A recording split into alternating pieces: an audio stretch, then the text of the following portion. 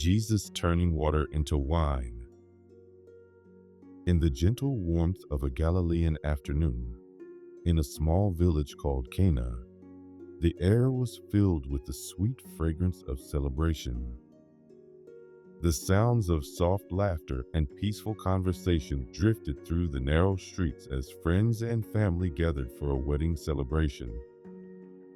The stone walls of the humble homes glowed golden in the afternoon light, and garlands of flowers decorated doorways and windows, their petals dancing softly in the warm breeze.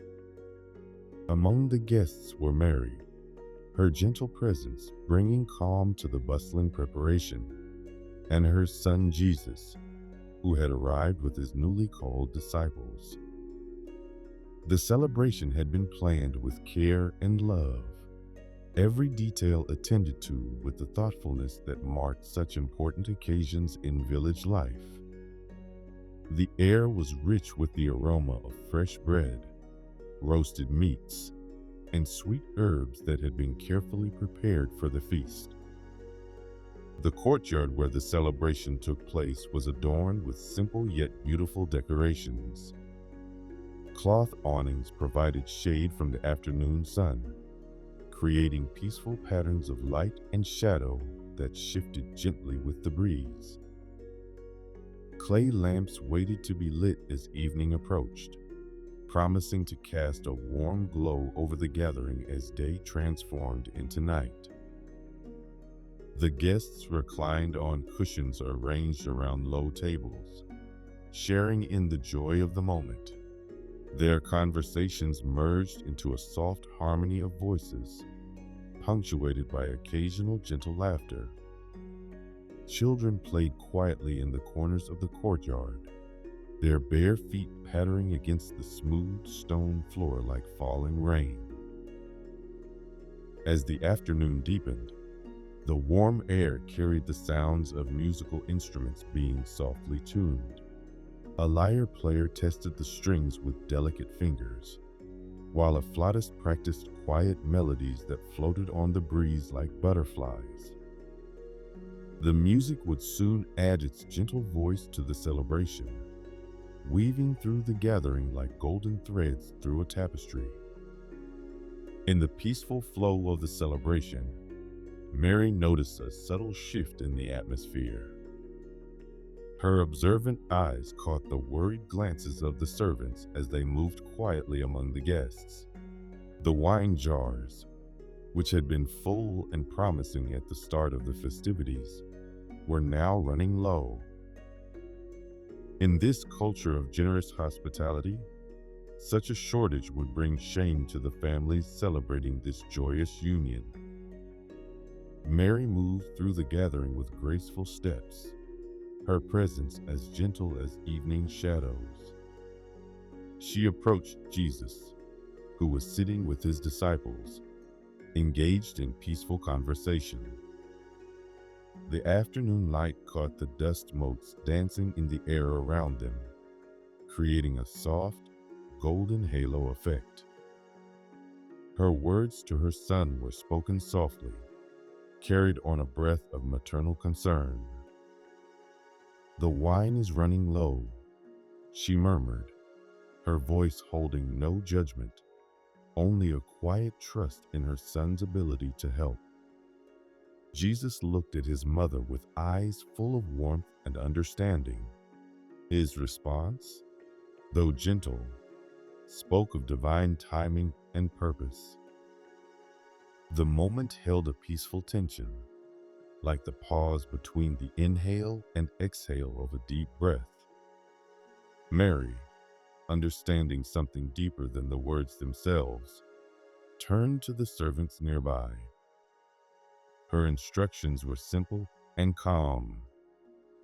"Do whatever he tells you," she said, her voice carrying the serene confidence of one who knows the heart of her son. Near the entrance to the courtyard stood 6 large stone water jars, each one carved from solid limestone and capable of holding many gallons. They were traditionally used for ceremonial washing, their presence as familiar to the gathering as the stones of the walls around them. The jars stood like silent sentinels, their rough-hewn surfaces catching the late afternoon light. The servants waited with quiet attention, their eyes moving between Jesus and the water jars. The sounds of celebration continued around them, creating a gentle backdrop to this moment of anticipation. A soft breeze stirred the hanging cloths above, sending ripples of shadow across the stone floor. Jesus rose from his place with unhurried grace, his movements calm and deliberate. The servants drew closer, their footsteps soft against the sun-warmed stone. His instructions came as gentle as the evening breeze. "Fill the jars with water," he said, his voice carrying the same peaceful authority that had called fishermen from their nets just days before. The servants moved with quiet purpose to the nearby well. The sound of water being drawn and poured filled the air with its musical rhythm.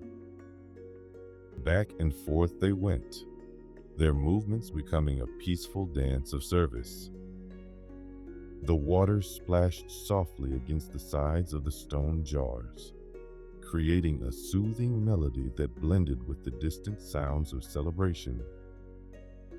The afternoon light stretched long shadows across the courtyard as the servants worked. Each jar was filled to the brim, the water catching and holding the golden light like liquid amber. When the last jar was filled, the servants stood back, their faces showing a mixture of curiosity and trust. The air seemed to hold its breath, filled with a gentle expectancy. Jesus spoke again, his words falling like soft rain. "Draw some out now," he said, "and take it to the master of the feast." His voice held no drama, no flourish, as if what he asked was as natural as the setting of the sun. One servant stepped forward, dipping a serving vessel into one of the jars. The liquid that flowed out caught the light differently now, its color rich and deep. The master of the feast sat in a place of honor, engaged in pleasant conversation with the guests around him. The servant approached with quiet steps, offering the drink with respectful hands. The master lifted the cup to his lips, and in that moment, his eyes widened with pleasant surprise. The conversation around him gradually stilled as he called for the bridegroom. His words, though filled with wonder, maintained the peaceful atmosphere of the celebration. "You have saved the best wine until now," he said, his voice warm with appreciation and amazement. As word of the exceptional wine spread through the gathering, it moved like a gentle ripple across still water. There was no commotion, no sudden disruption of the peaceful celebration. Instead, a quiet sense of wonder settled over the guests, mixing with the golden evening light that now slanted low across the courtyard. The disciples, watching from their places, felt something deep stirring in their hearts. They had left their nets only days before, and now they witnessed this first sign of Jesus' power. Their understanding grew like dawn spreading slowly across the morning sky. The wonder of it settled into their souls as gently as dew forms on morning flowers. Mary observed all of this with quiet joy, her heart full of maternal pride and divine understanding. She had known, with a mother's intuition, that her son would respond to the need. Now she watched as the celebration continued with renewed warmth, the new wine flowing as freely as the laughter and conversation around her. The servants moved among the guests with a new sense of peace, their earlier anxiety replaced by quiet awe. They alone knew the full story of what had happened, having drawn the water with their own hands. As they served the transformed wine, their movements held a grace that spoke of having witnessed something sacred. The evening began to settle over the celebration like a soft blanket. Oil lamps were lit one by one, their warm light creating pools of golden radiance throughout the courtyard. The music grew softer, more contemplative, matching the gentle mood of the gathering. The scent of evening blooms mixed with the aroma of the feast, creating a sweetness in the air that seemed to hold the memory of miracle. As the stars began to appear in the deepening twilight sky, the celebration continued with a peaceful joy that seemed deeper than before. The transformation of water into wine had done more than save a family from embarrassment. It had transformed the very atmosphere of the gathering, infusing it with a quiet sense of the sacred dwelling within the ordinary. The stone jars stood as silent witnesses to the miracle, their presence now holding new meaning. They had been vessels of ordinary water, used for routine washing, but they had become carriers of something extraordinary.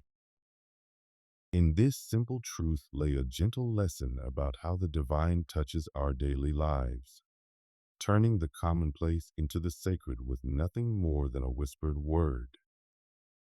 The disciples sat together in the soft lamplight, their conversations hushed and thoughtful. They were beginning to understand that following Jesus meant witnessing the extraordinary wrapped within the ordinary. Like the water becoming wine, their own lives were gradually being transformed, flavored with new purpose and deeper meaning.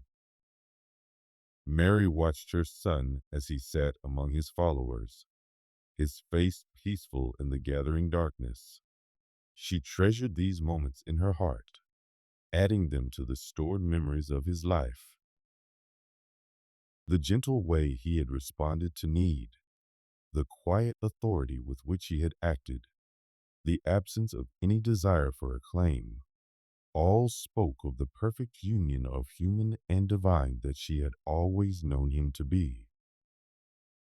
As our story draws to a close, we see the wedding celebration continuing into the evening, blessed now with not just exceptional wine, but with the warmth of divine presence. The music played on softly, the conversations flowed like gentle streams, and the light of the oil lamps cast warm halos in the growing darkness. This first miracle at Cana reminds us that the sacred can be found in our most ordinary moments. Like water transformed into wine, our daily lives hold the potential for divine transformation. It teaches us that miracles need not be loud or dramatic, but can come as quietly as a mother's whispered request, as naturally as water poured from a jar.